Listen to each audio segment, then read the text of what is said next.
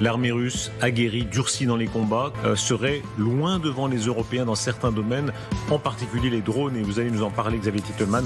Alors déjà, quand on regarde, la deuxième armée du monde, elle se transporte en voiture civile avec des motos. C'est plus l'armée telle qu'on l'avait avant. À un moment donné, ils ont été bien obligés d'admettre que l'armée européenne n'a pas le niveau face à celui de la Russie. N'ont pas le niveau.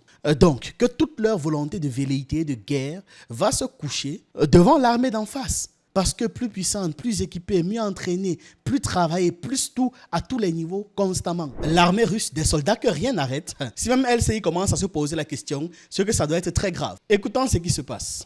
Bonsoir, rebonsoir, nous accueillons Xavier Titelman de retour d'Ukraine avec beaucoup d'images, d'informations extrêmement importantes. C'est ce cri d'alarme qui est lancé par beaucoup en Europe de l'Ouest sur le déséquilibre croissant entre les armées européennes et russes.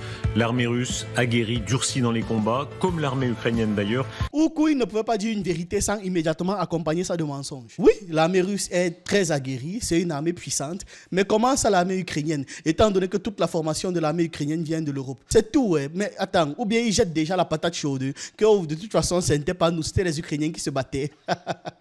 Non, Rochebin, l'armée ukrainienne n'est pas aussi aguerrie que l'armée russe, étant donné que l'armée ukrainienne, ce n'est qu'une armée formée par l'Occident. Hein? Vraiment, doucement. Ça commence fort. Hein? Européenne et russe, l'armée russe aguerrie, durcie dans les combats, comme l'armée ukrainienne d'ailleurs, serait loin devant les Européens dans certains domaines, en particulier les drones, et vous allez nous en parler, Xavier Titelman. Ah, vous êtes choqués comme moi. Il vient d'avouer que l'armée européenne est loin derrière l'armée russe. Bon, il a précisé qu'encore plus quand il s'agit de drones, mais c'est troublant. Je pensais là qu'ils allaient se contenter de dire que non, l'armée européenne vraiment surclasse la Russie, que de toute façon la Russie elle est toute faible, elle ne peut menacer qu'un pays comme l'Ukraine et j'en passe. Petite note quand même, je vais revenir sur l'armée ukrainienne. Le fait d'être en guerre, quelque part, ça renforce. Donc l'armée ukrainienne n'a certes pas le niveau de la Russie, mais elle peut à minima avoir le niveau de l'Europe, de l'armée européenne. Voilà, précision quand même importante à faire. C'est un niveau qu'ils n'avaient pas avant cette guerre. D'abord, cette image, c'est l'image à la faveur du brouillard, puisque ça compte dans ce genre d'affaires, de motos et d'hommes russes qui pénètrent dans une partie, en tout cas, de la ville de Pokrovsk. Elle tourne beaucoup sur les réseaux là depuis quelques heures avec cette armée russe, parfois forte, parfois faible, mais en tout cas, évidemment, très aguerrie. Comment ça, parfois forte, parfois faible? Je ne peux pas micro-analyser chacun de leurs mots, sinon on ne va pas s'en sortir.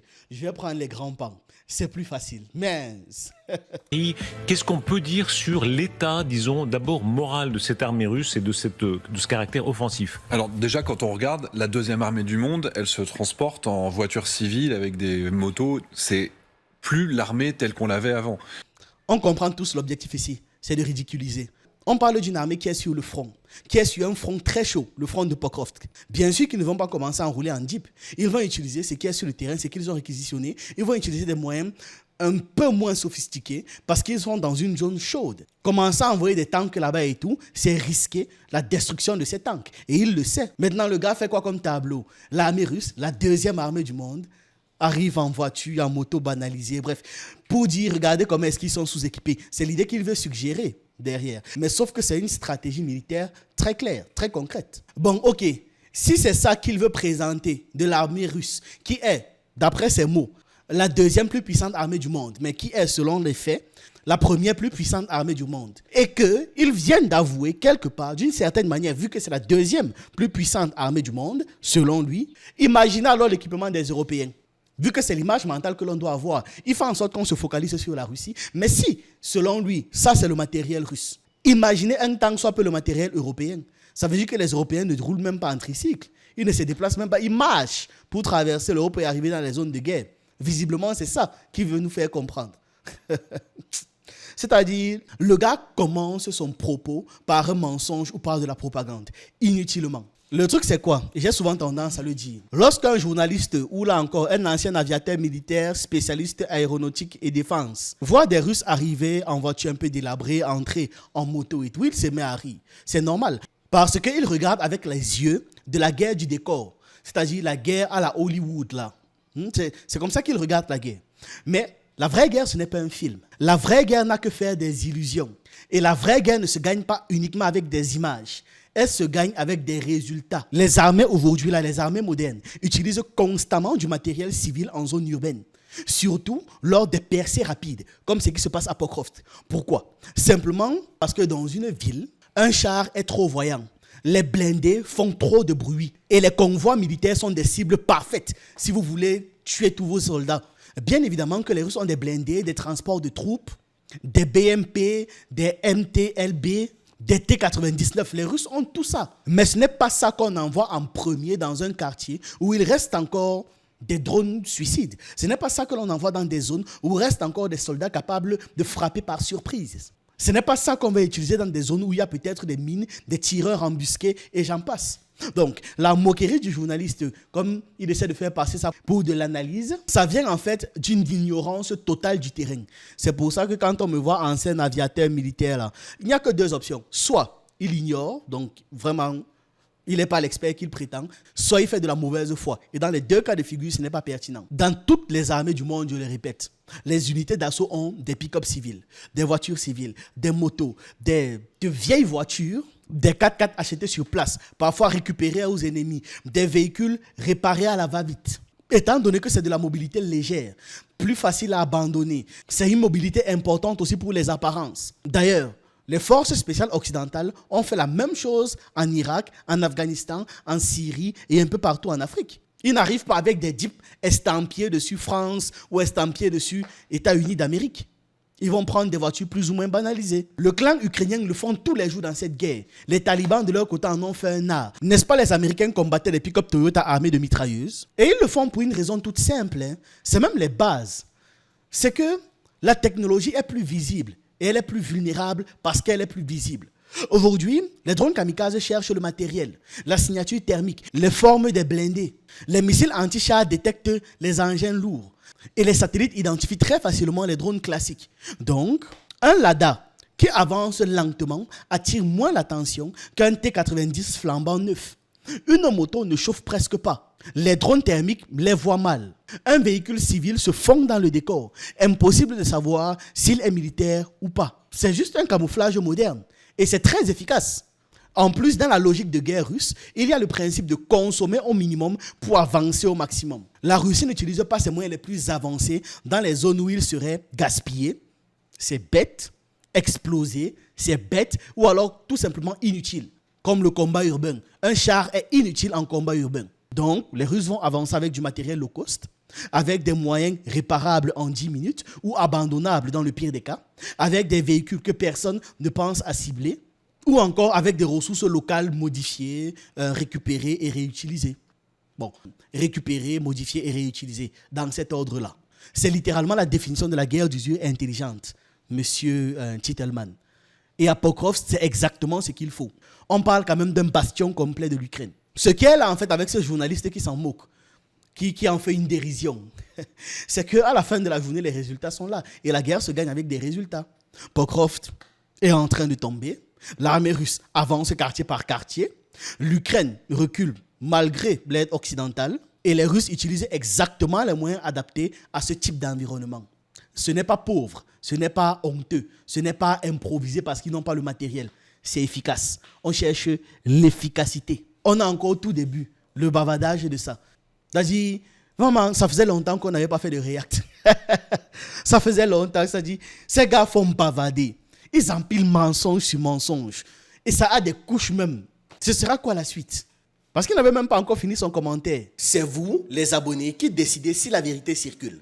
Chaque like, chaque partage, chaque commentaire de plus de 6 mots, chaque visionnage complet aide nos vidéos à toucher de nouvelles personnes. Un autre moyen de soutenir la chaîne, c'est de rejoindre la communauté des membres. Vous avez droit à plusieurs vidéos exclusives par mois, des vidéos en avance et un accès au groupe Telegram avec près de 200 vidéos qui traitent d'un tas de sujets. Vous savez quoi faire. Aussi, j'ai publié une nouvelle vidéo sur mon autre chaîne YouTube Game of Minds. Ça parle de deepfake, comment ça marche et pourquoi est-ce qu'on peut tous en être victimes. Le lien est en description et en commentaire épinglé.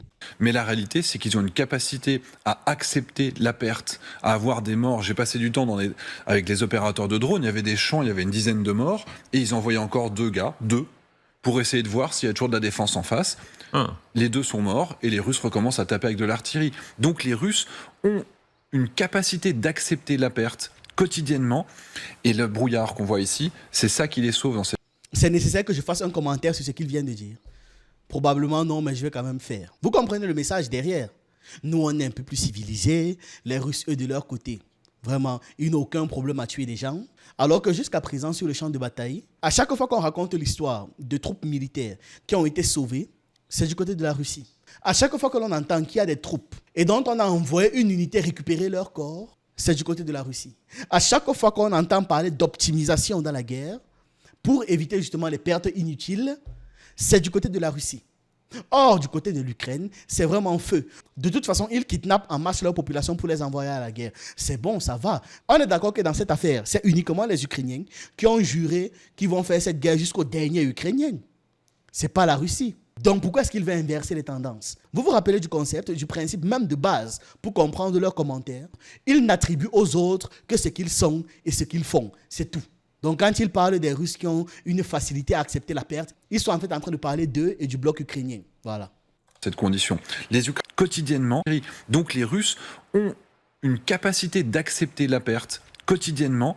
Et le brouillard qu'on voit ici, c'est ça qui les sauve dans cette condition.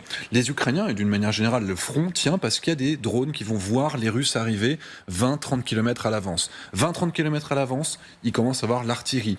Puis ensuite, quand ils sont à moins de 10 km, il y a les chars. Et puis quand ils sont à 5 km, il y a les drones. Mais quand vous avez du brouillard, il n'y a aucun drone d'observation ukrainien et donc il n'y a pas la possibilité de les arrêter. Et donc ils vont submerger la ligne de défense parce que d'habitude quand les Russes lancent 20 hommes, il n'y en a que 5 ou 6 qui arrivent sur la ligne de défense et les Ukrainiens arrivent à se défendre. Mais quand il y a comme ça 30, 40 qui arrivent en même temps, évidemment ils sont submergés, ça fait du vrai combat urbain. Est-ce qu'il y a une dimension psychologique, c'est-à-dire, moi j'entends ça chez certains militaires français, il y a beaucoup de militaires français très courageux, très aguerris, notamment dans les opérations extérieures, mais disons les choses, il n'y a pas ce grand nombre de Russes ou d'Ukrainiens qui sont à ce point durs et aguerris. Alors déjà, nous n'avons pas l'expérience du combat de haute intensité. Nous avons une expérience du combat, nous avons des vrais commandos très très formés, qui sont incroyablement performants pour les guerres que l'on a menées jusqu'en 2022. Mais la guerre n'est plus la même. Vous avez mené quelle guerre jusqu'en 2022? Contre les mêmes terroristes que vous armez? Contre qui en fait? Moi je suis curieux. Vraiment, je ne sais pas ce qu'il raconte jusqu'à il parle de guerre 2022. Ni la France, ni l'Europe, en règle générale, n'ont mené la moindre guerre de haute intensité entre 90 et 2022. Oui. Donc de 90 à 2000, c'est 10 ans. De 2000 à 2010, c'est 20 ans. De 2010 à 2020, c'est 30 ans. Donc, en 32 ans, puisque c'est la date qu'il a donnée, ils n'ont pas fait la moindre guerre de haute intensité. Donc, je ne sais pas de quoi est-ce qu'il va nous parler là. Et c'est précisément pour ça que les Européens sont déconnectés de la réalité quand ils parlent de Russie ou alors d'Ukraine. C'est parce qu'ils commentent un type de guerre qu'ils n'ont plus pratiqué depuis des générations. Ils vont venir dire quoi? Ils étaient en Irak en 1991, l'opération Daguet. La France participe, oui, mais ils n'ont pas fait de combat terrestre. Ils n'ont pas fait de guerre de haute intensité. Au Kosovo, en 1999, c'était uniquement les frappes aériennes. Maintenant, quand on parle des opérations extérieures, en Côte d'Ivoire, en Centrafrique, au Mali, bref, au Sahel en règle générale, c'était eux qui finançaient les terroristes là. C'était eux qui les finançaient. C'était des opérations littéralement asymétriques. Et même comme c'était eux qui les finançaient, c'était des opérations asymétriques. En Afghanistan, les opérations étaient très limitées. Il n'y avait pas de front massif de la France versus les talibans. Jamais. Une guerre de haute intensité, c'est une force mécanisée. Aviation, artillerie lourde, pertes massives, logistique géante. La France n'a rien fait de tout cela depuis 1945. Rien fait. Donc je ne sais pas de quoi est-ce qu'il est en train de nous parler jusqu'à 2022. Qu'il nous précise un peu, je suis très curieux. On parle par exemple avec les Ukrainiens, et quand on voit les exercices par exemple conduits par l'OTAN, où on a comme ça une dizaine de soldats qui vont progresser de manière tactique derrière un blindé. En Ukraine, les Russes, les Ukrainiens, vous ne pouvez pas vous approcher à moins de 50 mètres d'un blindé, c'est suicidaire. Mais non, parle de vous en fait. Parle de vous. Vous pouvez pas faire un groupement de 3 ou 4 hommes parce que vous allez forcément vous prendre un FPV, il y en a en permanence. Vous voyez même comment ils font toujours les guerres dans la théorie. Ils sont partis montrer quelques théories aux Ukrainiens. Les Ukrainiens appliquent ça et ils se disent que c'est eux par projection. Non, il faut le faire vous-même et on verra. Parce que c'est très facile de donner des conseils et la personne ne peut pas appliquer les conseils. On est le temps de toute l'émission, c'est-à-dire on se rappelle la guerre froide, on faisait ces colonnes et on disait en chars, en missiles, en hommes, etc. On est à peu près à l'équilibre et on se rassurait. Tu as raison, mais on se rassurait. Aujourd'hui, tout à coup, il y a un vertige de se dire, tiens, en termes de drones et en termes d'hommes, il y a une inégalité. Mais en termes de masse, nous sommes plus gros. Mais en termes de capacité à produire du consommable quotidien, nous sommes des nains. Les Russes et les Ukrainiens, les deux, consomment et produisent 10 à 15 000 drones kamikazes par jour. Je ne sais pas si cette statistique vaut pour l'Ukraine. Pour la Russie, je peux l'accorder, même si je pense que le chiffre il est réduit. Mais pour l'Ukraine, je doute très fort. Étant donné que là, la Russie a ravagé plusieurs de leurs industries et qu'ils ont un sérieux problème d'énergie après le blackout à cause des innombrables frappes russes que les Russes ont fait il n'y a pas longtemps. Là. Je crois que c'était le 8 novembre. Donc, ces stats-là, je doute très fort. Consomment et produisent 10 à 15 000 drones kamikazes par jour. Par jour. Nous en produisons au niveau de l'Europe, totalement cumulés, quelques centaines par jour, et qui ne sont pas au niveau de ce que font les Ukrainiens. Nous avons des standards qui sont 2 ans en retard. Avant de venir au détail, la rage, rappelez-vous la guerre de Yougoslavie. Moi, j'ai été souvent frappé de voir des militaires d'Europe de l'Ouest qui étaient tout à coup confrontés à des militaires croates, serbes, bosniaques, etc., qui évidemment avaient une rage de combat qui effrayait, mais c'était plus petit. Yougoslavie, là, c'est très grand. Il y a une résilience du soldat aguerri, rustique, et la rusticité, c'est celle qu'on trouve aussi dans la Légion étrangère, par exemple. Et c'est vrai que c'est quelque chose qu'on a, je ne vais pas dire qu'on l'a perdu, parce qu'on a vraiment des hommes qui sont d'une valeur qui est incroyable, qui ont des performances, qui ont une efficacité, mais la grosse différence, encore une fois, c'est leur acceptation de la mort. Le fait, d'ailleurs, les Ukrainiens le disent, ils veulent mourir pour leur pays. On leur permet de mourir pour leur pays, on les aide. Donc, regardez ce qu'ils font. Là, il n'est pas en train de faire une analyse. Il est en train de faire une propagande d'une violence inouïe. Les Ukrainiens veulent mourir pour leur pays et on leur permet de mourir pour leur pays. Regardez même l'arrogance dans les paroles. Cette affirmation est fausse. Elle est manipulatrice. Et elle est profondément dangereuse et immorale. Les peuples veulent vivre, protéger leur famille, préserver leur avenir, construire leur pays, défendre leur culture. Les peuples ne veulent pas mourir. Je ne sais pas. C'est un peu comme si on vient déclencher la guerre chez vous et après on dit de toute façon, vous voulez mourir pour votre pays. Non, personne ne veut de guerre. À l'idéal, personne n'aime la guerre, même pas les soldats armés pour ça, sauf quelques dérangés.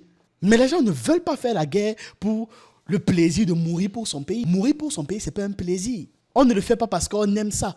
Dire que les Ukrainiens veulent mourir, c'est une inversion totale de la réalité. Ce que les vrais Ukrainiens veulent, c'est que la guerre cesse. Ce que les vrais Ukrainiens veulent, c'est que leurs proches survivent. Ce que les vrais Ukrainiens veulent, c'est que leur pays ne s'effondre pas. Ce que ce journaliste est en train de faire, c'est transformer la propagande de l'État ukrainien, c'est transformer les actes de l'État ukrainien qui kidnappe des gens pour les envoyer au front en instinct de suivi et en envie de mourir, littéralement.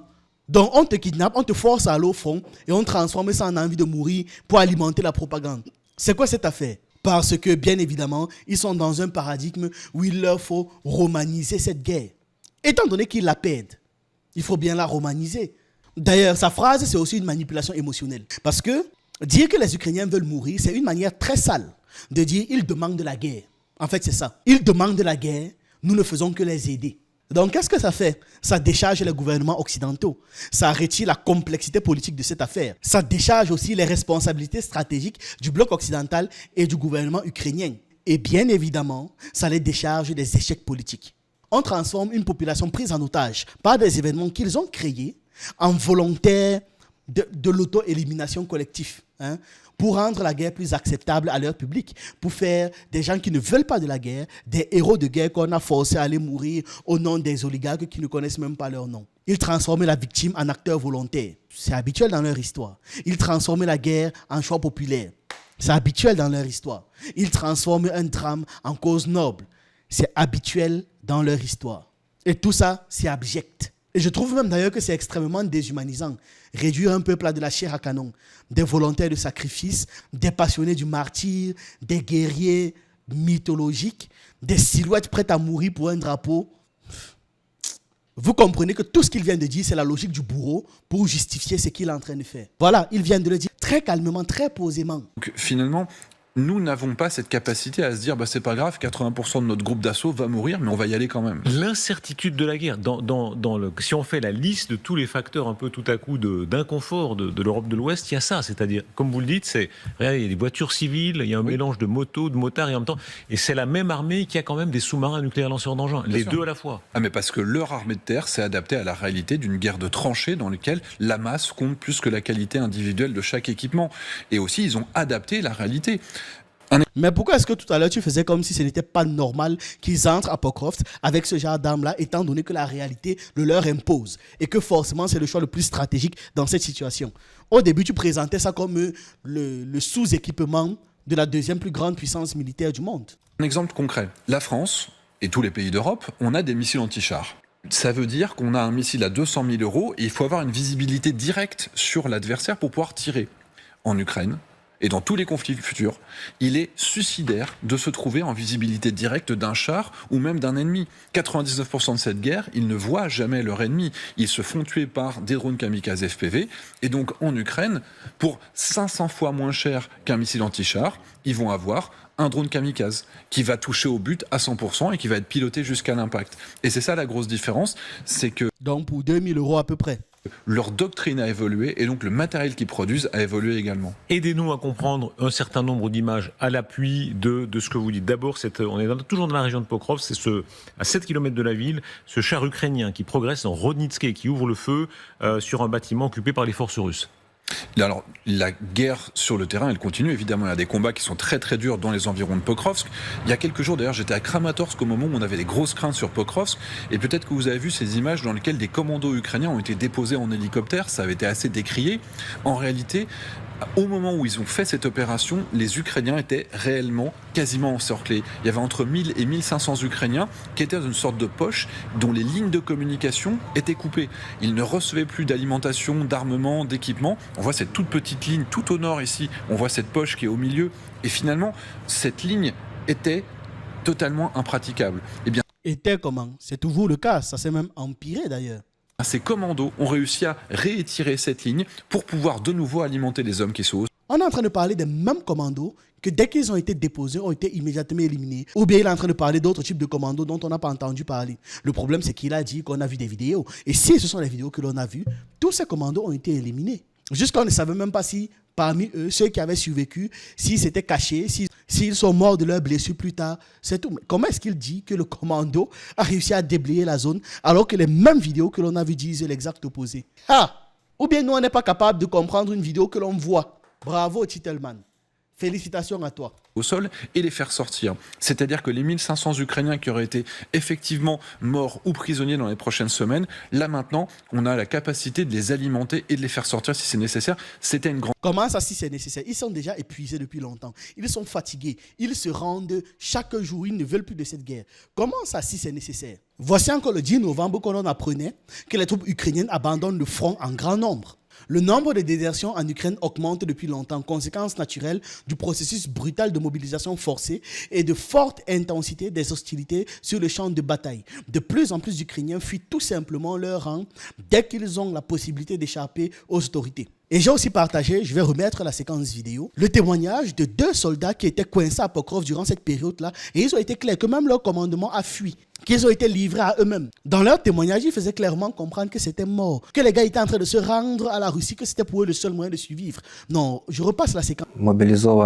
J'ai été mobilisé et emmené de l'usine où je travaillais.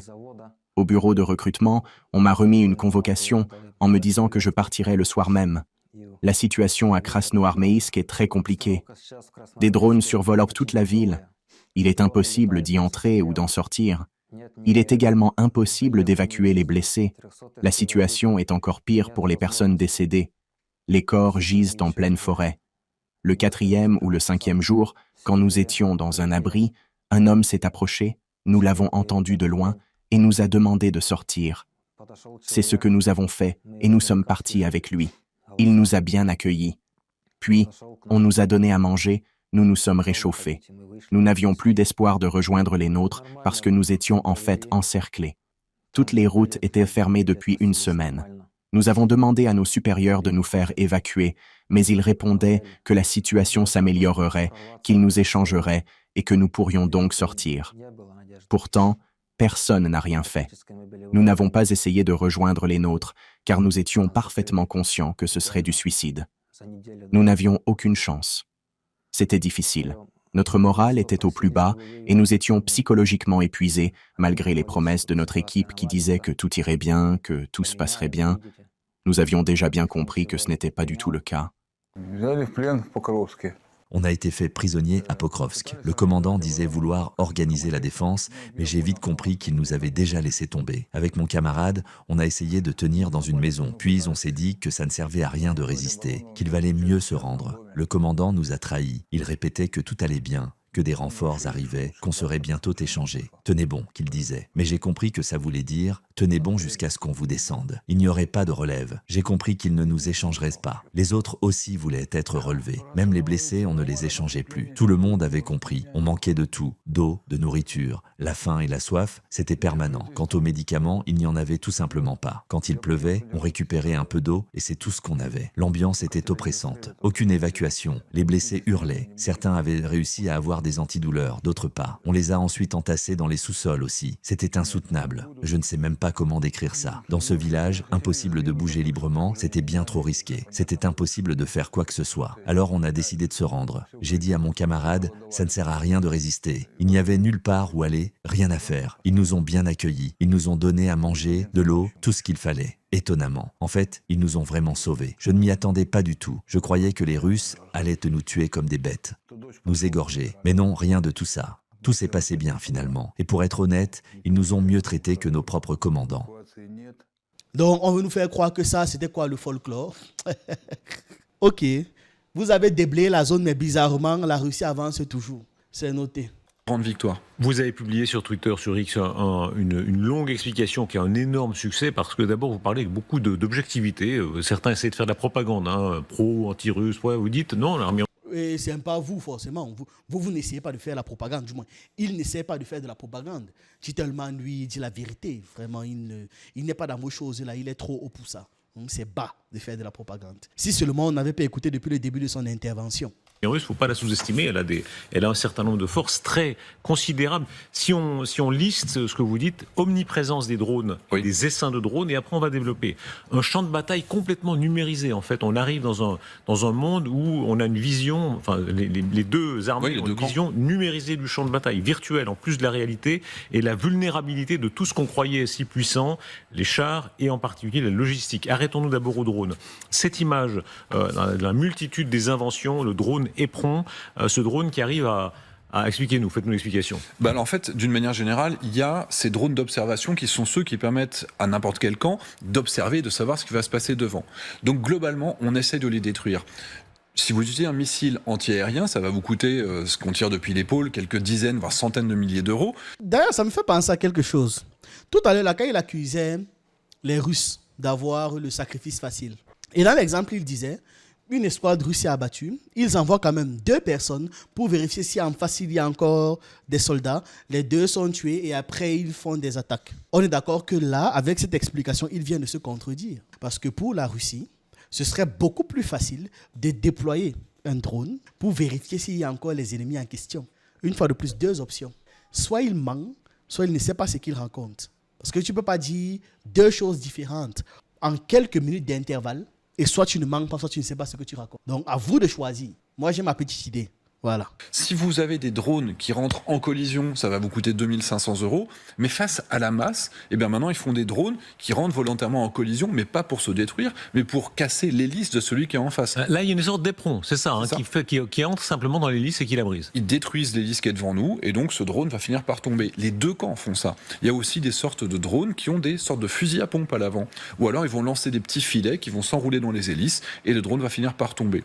Parce qu'encore une fois, des images comme celle-là, au début de l'année 2025, on a prouvé que les Russes avaient perdu plus de 1000 drones d'observation de cette catégorie-là, juste par de la destruction aérienne.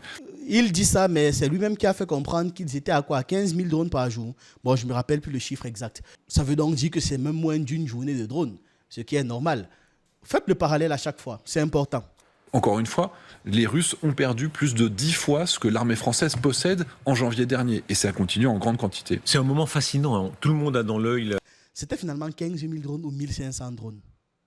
Je n'ai pas envie de revenir. Admettons que ce soit 1500 drones, parce que 15 000 drones, je trouve que c'est quand même beaucoup. Je dis ça, je dis rien. Disons que c'est 1500 drones. Ça va, c'est pour une journée de drones. Et ça, c'est depuis le début de 2025. Vous imaginez tous les jours qu'il y a eu en 2025, 1500 drones par jour comme ça. Si tu me prends 1000 drones, en plus, ça me permet de me réadapter à chaque fois, c'est OK. Mais là, il oublie aussi de donner une statistique intéressante. Les Ukrainiens, de leur côté, ont perdu combien de drones durant la même période? La bataille d'Angleterre avec les Spitfire anglais et les avions allemands, on est dans un moment comme ça où le monde entier regarde à quoi ressemble une guerre à venir. Et en plus, comment c'est une guerre à venir? C'est une guerre du présent. Ça évolue à une vitesse qui fait qu'on ne peut pas, avec nos standards traditionnels, définir quels sont nos besoins. Normalement, on définit une doctrine, on voit quelle est la doctrine, on voit comment il fonctionne, donc on va faire de l'expression de besoin et nos industriels vont y répondre. Et ce que les industriels sont en train de produire aujourd'hui correspond aux besoins ukrainiens de 2022. C'est-à-dire que non seulement ça, on n'y est pas prêt, mais en plus, on va éventuellement y être prêt pour 2026-2027. C'est-à-dire on n'y est pas prêt, mais en plus, on va éventuellement y être prêt pour 2026-2027, c'est-à-dire trop tard. Nous ne pourrons même pas soutenir les Ukrainiens dans leur effort parce que nous ne savons pas produire ces équipements en grand nombre et low cost et efficaces. Voilà ce que l'on va retenir de cette vidéo. De tous leurs mensonges, de tout le narratif perpétuel, à un moment donné, ils ont été bien obligés d'admettre que l'armée européenne n'a pas le niveau face à celui de la Russie. N'ont pas le niveau. Donc, que toute leur volonté de velléité, de guerre, va se coucher devant l'armée d'en face. Parce que plus puissante, plus équipée, mieux entraînée, plus travaillée, plus tout, à tous les niveaux, constamment. Voilà. C'est au moins ça que l'on va pouvoir retenir de toute cette affaire. L'Europe n'a pas le niveau. Alors, il faut quand même se poser la question, pourquoi est-ce qu'ils continuent avec autant de rage à vouloir poursuivre la guerre? En tout cas, c'est ce que j'avais à partager avec vous dans cette vidéo. Dites-moi ce que vous en pensez en commentaire. J'attends vos avis, vos analyses et on se retrouve une prochaine fois.